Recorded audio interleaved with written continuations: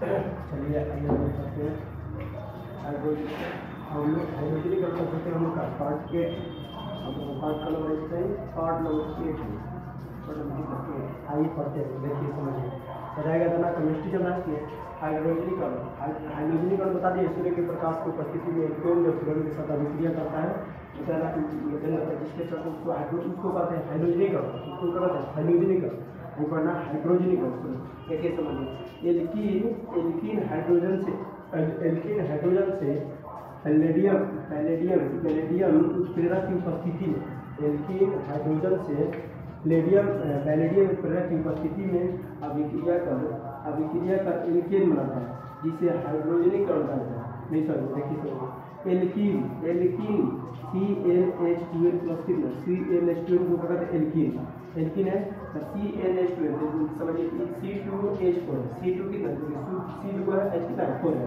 अब देखिए एथिलीन इसको कहते हैं एथिलीन हाइड्रोजन के साथ अभिक्रिया, मतलब कोई एल्कीन है जो हाइड्रोजन के साथ अभिक्रिया किया, हाइड्रोजन के साथ अभिक्रिया करने को किसके पैलेडियम उत्प्रेरक क्या होता है? उत्प्रेरक वह चीज होता है जो रासायनिक अभिक्रिया के वेग को बढ़ा देता है या घटा देता है। ऐसे कहते हैं कि बढ़ा देता है, उत्प्रेरक नाम होता है अभिक्रिया के वेग को बढ़ा देता है। अब यहाँ पर मेरा एथेन C2H6 इसके इसको कहते हैं। एक बार फिर समझिए, कोई एल्कीन है हाइड्रोजन के ऊपर हाइड्रोजन के साथ कोई एल्कीन हाइड्रोजन के साथ पैलेडियम उत्प्रेरक की उपस्थिति में अभिक्रिया कर एथेन बनाता है, उसको कहते हैं एल्केन बनाता है। यह लिखा गया एल्कीन हाइड्रोजन परमाणु हाइड्रोजन से पैलेडियम उत्प्रेरक की उपस्थिति में अभिक्रिया कर एल्केन बनाता है, जिसे हाइड्रोजनिक करता है। जैसे क्वेश्चन में मौजूद रहते हैं, मान लीजिए कोई एथिलीन है हाइड्रोजन के साथ अभिक्रिया कौन उत्प्रेरक पैलेडियम उत्प्रेरक की उपस्थिति में क्या था बना है एथेन। अब इसे देखिए समझिए, ये लिखा गया एसिटिलीन जो कि एल्काइन होता है, एल्काइन CnH2n कितना 2 CnH2n कितना 2, देखिए C2H2 कितना H2, देखिए ये एसिटिलीन का सूत्र है C2H2 को कहते हैं एसिटिलीन जब मतलब कोई एल्काइन जब हाइड्रोजन के साथ अभिक्रिया करेगा किस उत्प्रेरक निकेल उत्प्रेरक की उपस्थिति में अभिक्रिया करेगा तो बनेगा एथिलीन। तब बनेगा एथिलीन। अभी इसको रिपीट करते हैं, एथिलीन जब हाइड्रोजन के साथ अभिक्रिया करे किसको करते हैं पैलेडियम उत्प्रेरक की उपस्थिति में, तो क्या बनता है एथेन। देखिए समझिए, एक बताया गया ना कि एल्कीन हाइड्रोजन परमाणु से पैलेडियम उत्प्रेरक की उपस्थिति में जब अभिक्रिया करता है तो बनता है एल्केन, जिसे हाइड्रोजनिक अणु कहा जाता है।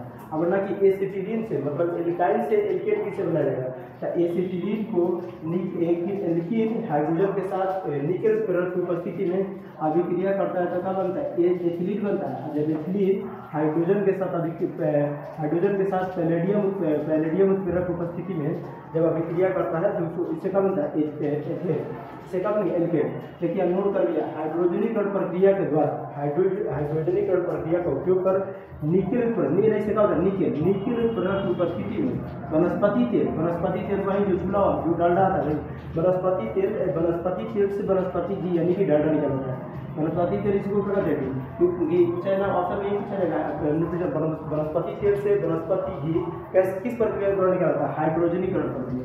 एक बार फिर समझते हैं, इसलिए बताएगा हाइड्रोजनीकरण अगर यदि कोई एल्कीन है हाइड्रोजन परमाणु के साथ पैलेडियम उत्प्रेरक की उपस्थिति में अभिक्रिया करता है तो एल्केन बनता है। इस प्रक्रिया को क्या कहते हैं हाइड्रोजनीकरण, जिससे अभिक्रिया में उदाहरण बताएंगे। एथिलीन जब हाइड्रोजन के साथ पैलेडियम उत्प्रेरक की उपस्थिति में अभिक्रिया किया तो क्या बना एल्केन, मतलब का एथेन। अब बताया ना कि एल्काइन से एल्केन किसे बनेगा, तो कोई एसिड मान लीजिए कोई एल्कीन है एल्काइन जब हाइड्रोजन के साथ निकेल उत्प्रेरक की उपस्थिति में अभिक्रिया करता है तो बनता है एथिलीन हाइड्रोजन के साथ पैलेडियम उत्प्रेरक की उपस्थिति में जब अभिक्रिया करता है तो क्या बनता है एल्केन यानी कि एथेन। इसी को कहते हैं हाइड्रोजनीकरण। हाइड्रोजनीकरण अभिक्रिया का प्रयोग करके निकेल उत्प्रेरक की उपस्थिति में वनस्पति तेल से वनस्पति घी निकाला जाता है। वनस्पति घी का प्रयोग उनका घरेलू चीज में करते हैं। इसका वनस्पति जो चूल्हा वाला वही जो चूल्हा वाला है। अब समझिए देखिए क्या लिखेगा, इसको ध्यान समझिए।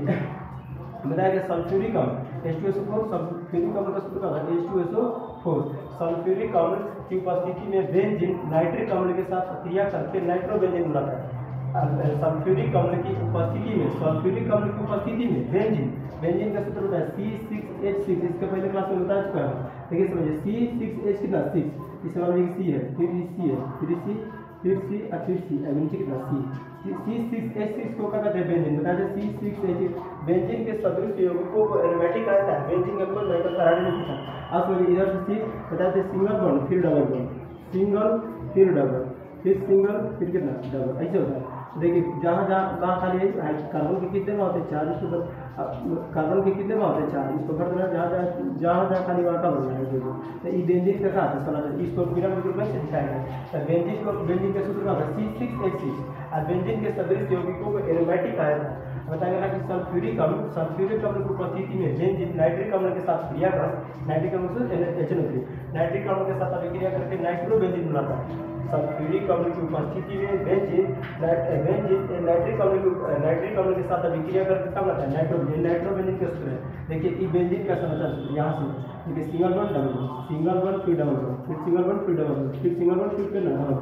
यहाँ है बेंजीन नाइट्रिक अम्ल की उपस्थिति में नाइट्रिक अम्ल के साथ सल्फ्यूरिक अम्ल की उपस्थिति में जब अभिक्रिया करता है तब नाइट्रोबेंजीन बनता है। चल यानी कि जब बेंजीन नाइट्रिक अम्ल के साथ अभिक्रिया करता है किसके उपस्थिति में सल्फ्यूरिक अम्ल की उपस्थिति में, इसके साथ अभिक्रिया करता है तो क्या बनता है तो नाइट्रोबेंजीन बनता है। नाइट्रोबेंजीन बेंजीन है ऊपर एरो लगा है, एरो मतलब नाइट्रोजन है बना कि जल बनता है क्या बनता है नाइट्रोबेंजीन बनता है। एक बार फिर सल्फ्यूरिक अम्ल की उपस्थिति में बेंजीन नाइट्रिक अम्ल के साथ क्रिया करके नाइट्रोबेंजीन बनाता है। नाइट्रोबेंजीन के समझ बेंजीन के ऊपर N2 NO2 अब N2 होता है नाइट्रस ऑक्साइड, इसको का मसाला लगा होता है NO2 में। आप समझिए देखिए आयरन की उपस्थिति में से क्या होता है आयरन की उपस्थिति में बेंजीन, फिर से बेंजीन नाइट्रोजन, बेंजीन का सूत्र C6H6। यही बेंजीन का समझ में बेंजीन क्लोरीन के साथ आयरन की उपस्थिति में आयरन की उपस्थिति में अभिक्रिया करता है तो क्या बनता है क्लोरोबेंजीन। ये क्लोरोबेंजीन का सूत्र है। देखिए आयरन पूछा कि बेंजीन क्लोरीन के साथ आयरन की उपस्थिति में अभिक्रिया करता है तो क्लोरोबेंजीन होता है। क्लोरोबेंजीन का सूत्र क्या होता है जिसे यहाँ बताया गया कि यहाँ का होता है क्लोरोबेंजीन एगोसीएल का बाहर निकल ये क्यों है क्या है क्लोरोबेंजीन। आप देखिए समझिए ये क्लोरोबेंजीन है, क्लोरोबेंजीन का क्या सूत्र है। अब इसे एक बार फिर समझिए सल्फ्यूरिक अम्ल की उपस्थिति में बेंजीन नाइट्रिक अम्ल के साथ क्रिया करके नाइट्रोबेंजीन पूछा नाइट्रोबेंजीन किससे बनता है तो बेंजीन से बनता है। किसके उपस्थिति में सल्फ्यूरिक अम्ल किसके साथ अभिक्रिया करता है नाइट्रिक अम्ल। आयरन की उपस्थिति में बेंजीन क्लोरीन के साथ अभिक्रिया करके क्लोरोबेंजीन बनता है। ये बेंजीन है क्लोरीन के साथ अभिक्रिया किसके उपस्थिति में आयरन की उपस्थिति में अभिक्रिया करता है क्या होता है ये अभिक्रिया करते बनेगा क्लोरोबेंजीन। अब आइए समझता हूँ साबुन जो बहुत ही भी है साबुन और मार्जक बहुत ज़्यादा जिससे समझिए साबुन जो होता है ना साबुन सोडियम के लवण है, साबुन जो होता है सोडियम के लवण ठीक है। साबुन का सल्फोनिक लवण साबुन देखिए साबुन जो हम लोग डेली उपयोग करते हैं डेली यूज करते हैं उसी साबुन होता है। साबुन बनाने की क्रिया को क्या कहते हैं साबुनीकरण। साबुन बनाने की प्रक्रिया को क्या कहते हैं साबुनीकरण। साबुन बनाने की प्रक्रिया को कहते हैं साबुनीकरण। साबुन बनाने की प्रक्रिया को कहा जाता है साबुनीकरण। साबुन जो होता है ना लंबी श्रृंखला वाले एक सोडियम के होता है लवण होता है। अभी पूछा कि अपवार्जक होता है सर्फ हम लोग का समझते हैं सर्फ जो सर्फ होता है इसको कहते हैं अपवार्जक। इसको देखिए ना डिटर्जेंट दिखा गया डिटर्जेंट का या सल्फोनिक लवण होता है। ये क्या होता है सल्फोनिक लवण होता है या सल्फोनिक लवण होता है या सोडियम लवण होता है। साबुन बनाने की क्रिया को क्या कहते हैं साबुनीकरण। साबुन बनाने की क्रिया को साबुनीकरण। या लंबी श्रृंखला वाले कार्बोक्सिलिक अम्ल होता है। लंबी श्रृंखला कार्बोक्सिलिक अम्ल होता है।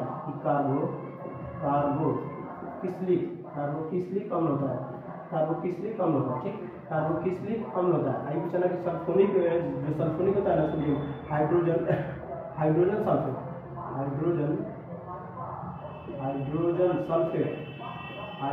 सल्फेट के क्या होता है लवण होता है। हाइड्रोजन सल्फेट सल्फोनिक अम्ल इसी को कहते हैं। समझिए कि साबुन जो होता है ना साबुन पूछा ना कि साबुन जो होता है साबुन अम्ल क्षार और लवण के साथ अम्ल कठोर जल जो साबुन है ना साबुन कठोर जल के साथ जो समुद्र का जल होता है इसको क्या कहते हैं कठोर जल के साथ कठोर जल के साथ झाग उत्पन्न नहीं करता है। झाग मतलब फेल मतलब कि कठोर जल के साथ झाग उत्पन्न नहीं करता। एक बार फिर से समझिए साबुन क्या है तो साबुन जो होता है ना साबुन सोडियम के एक लवण सोडियम और पोटेशियम रहता है। साबुन बनाने की क्रिया को क्या कहते हैं साबुनीकरण। इसका जो इसमें पूछा COON होता है इसमें सोडियम इसमें समूह जो पाए ना साबुन में कौन सा समूह पाता है इसे पूछा COON। साबुन बनाने की क्रिया को साबुनीकरण। साबुन में सोडियम के लवण होते हैं, साबुन में कितना सोडियम के लवण, जिसका समूह क्या होता है CaCOONA। आप पूछा कि लंबी श्रृंखला वाले कार्बोक्सिलिक अम्ल का क्या होता है, उदाहरण होता है। पूछा कि यह कठोर जल के साथ झाग उत्पन्न नहीं करता है, यह कठोर जल के साथ झाग होता है। जैव निम्नकरणीय होता है, जैव निम्नकरणीय होता है, जो क्या होता है निम्नकरणीय होता है। जैव निम्नकरण का आसानी से मतलब जैव निम्नकरण जिसको फिर से हम लोग उपयोग बना सकते हैं कि जैव निम्नकरणीय, मतलब कि जैव का होता है निम्नकरणीय होता है। आइए चला कि पहले इसको समझते हैं। बताया गया साबुन क्या है, साबुन बनाने की क्रिया को साबुनीकरण, साबुन सोडियम का लवण होता है, इसमें CaCOONA लवण पाया जाता है। अब चला कि कठोर जल के साथ झाग उत्पन्न नहीं करता है, यह जैव निम्नकरणीय होता है। ये क्या होता है जैव निम्नकरणीय होता है। अब इसको समझते हैं। अब पारजात को ना एक तरह से क्या होता है, एक तरह से सर्फ होता है, जिसे हम लोग कहते हैं यह सल्फोनिक अम्ल के कारण, सल्फोनिक अम्ल के लवण होता है, हाइड्रोजन सल्फेट होता है। इसमें पूछा ना हाइड्रोजन ये सल्फ जो होता है जैव अनिम्नकरणीय होता है,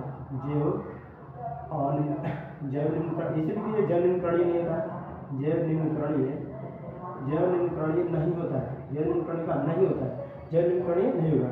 ये खारे जल के साथ मतलब कठोर जल के साथ, खारे जल या कठोर जल के, समुद्र के जल को कहते हैं खारे जल, कठोर जल के साथ झाग उत्पन्न करता है, कठोर जल के साथ आसानी से झाग उत्पन्न कर सकता है। तो एक बार फिर हम लोग समझते हैं, तब इसको सॉल्व करेंगे। देखिए समझिए हाइड्रोजनीकरण आज बताएंगे, आज क्लास में क्या बताएंगे हाइड्रोजनीकरण।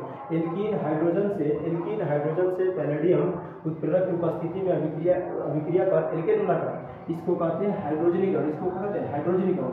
एथिलीन है, एल्कीन लिखा गया, एल्कीन है मतलब एथिलीन है, हाइड्रोजन के साथ अभिक्रिया कर किसको पैलेडियम की उत्प्रेरक उपस्थिति में टीका बनना है एथेन, इसको एथेन हो गया। अब बताया ना कि एसिटिलीन मतलब एल्काइन से कैसे एल्कीन हो, तो एसिटिलीन को हाइड्रोजन के साथ निकेल उत्प्रेरक की उपस्थिति में अभिक्रिया कराया जाता है, बनता है एथिलीन यानी कि एल्कीन। एल्कीन को जब हाइड्रोजन के साथ पैलेडियम उत्प्रेरक की उपस्थिति में जब अभिक्रिया कराया जाता है क्या बनता है एल्कीन। अब देखिए हाइड्रोजनीकरण प्रक्रिया का उपयोग करके वनस्पति तेल से वनस्पति घी यानी कि डालडा बनाया जाता है। अब देखिए बताया सल्फ्यूरिक अम्ल की उपस्थिति में नाइट्रिक अम्ल बेंजीन के साथ अभिक्रिया करके नाइट्रोबेंजीन बनता है, नाइट्रो का बेंजीन है, नाइट्रिक अम्ल है, सल्फ्यूरिक अम्ल की उपस्थिति में अभिक्रिया करके क्या बना है नाइट्रोबेंजीन। आयरन यानी कि बेंजीन आयरन की उपस्थिति में, देखिए आयरन की उपस्थिति में बेंजीन क्लोरीन के साथ अभिक्रिया, आयरन की उपस्थिति में बेंजीन क्लोरीन के साथ अभिक्रिया करके क्लोरोबेंजीन बनता है। इसके बाद बताया गया आपको साबुन। देखिए साबुन जो होता है ना, साबुन सोडियम के लवण होता है। साबुन बनाने की क्रिया को कहते हैं साबुनीकरण, साबुन बनाने की क्रिया को क्या कहते हैं साबुनीकरण। यह लंबी श्रृंखला वाले कार्बोक्सिलिक अम्ल का समूह होता है, यह कठोर जल के साथ झाग उत्पन्न नहीं कर सकता है। अब कठोर जल के साथ झाग उत्पन्न नहीं करता, यह जैव का होता है निम्नकरणीय होता है। इसमें समझना आपको कि अब बाधक है, ये एक प्रकार का सर्फ है या सल्फोनिक लवण के कारण सल्फोनिक अम्ल होता है। इस सल्फोनिक अम्ल होता है हाइड्रोजन सल्फेट के लवण होता है, सल्फोनिक या सोडियम सल्फोनिक लवण या हाइड्रोजन सल्फेट का लवण, यह जैव निम्नकरणीय नहीं होता है, यह कठोर जल के साथ आसानी से झाग उत्पन्न कर सकता है।